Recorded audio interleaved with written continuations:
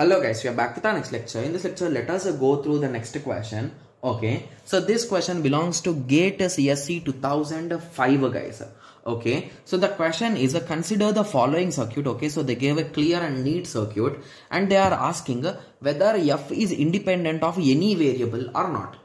Okay, so I think there is a small trick to solve this question guys. So if you recall, in one of our implementation of NAND and NOR gate videos, like in course, we have discussed, right? So whenever a NAND gate with both of its input is complement will work as OR gate, right? Yes. So if I move this bubble, if I remove this bubble and if I place the bubble here, and if I remove this bubble and if I move that and if I place it here, so this gate could be converted into OR gate, right? Yes. So with this simple understanding, some part of the problem has been cleared and it's a bit easy now guys. So this is X and this is Y bar. Similarly, this I'm just separating them guys because it will be easy. So it is a Y and it is a Z, right? Yes. And here it is R. So basically what exactly is happening here? We are doing X Y bar, okay, plus YZ, right? Okay. So can we take anything common here guys? I think okay, so can we take anything common, and I think it is dependent on both of them, right? Okay, so anyway, let us draw the K-map for it, right? Yes. So let us try drawing K-map for it, because always please remember that whenever you want to minimize any expression, K-map will be the best method guys.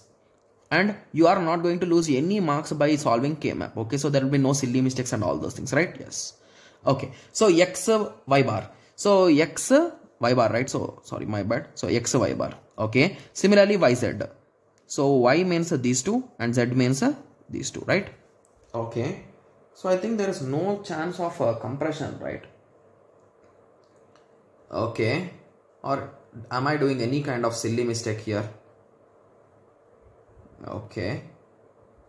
Okay. Or is there any drawing mistake, diagram mistake?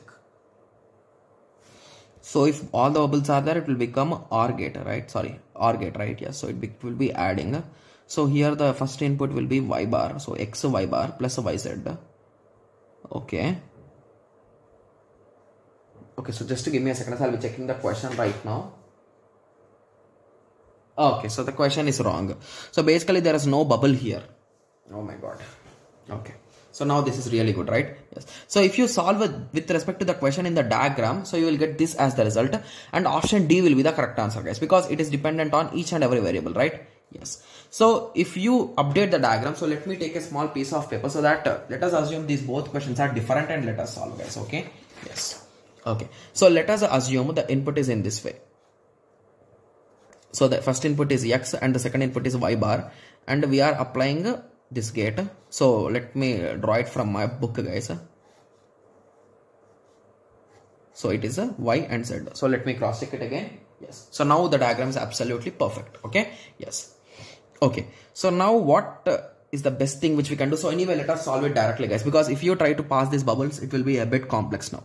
Okay. So what exactly will be the output here guys? It is going to multiply it and it is going to complement it. Similarly, just it is going to multiply them. Okay, so let us apply the complement or what guys? So let it be for now. Okay, so again these will be coming here. So the final result will be into YZ whole complement, right? Yes, so that's really good.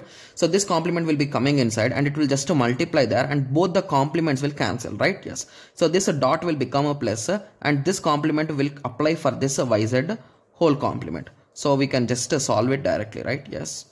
Plus it will become Y bar plus Z bar. Okay. So it is nothing but X dot Y bar plus Y bar plus Z bar. Right? Okay. So I think mostly this is correct. So let us take Y bar common now. So it becomes 1 plus X plus Z bar. So 1 plus X is always 1. So it ended up at Y bar plus Z bar. So with this you can say that it is not depending on X. So it is independent of X. So option A will be the correct answer. Got it? Yes. So now I hope everyone got a clear idea with respect to this question, right?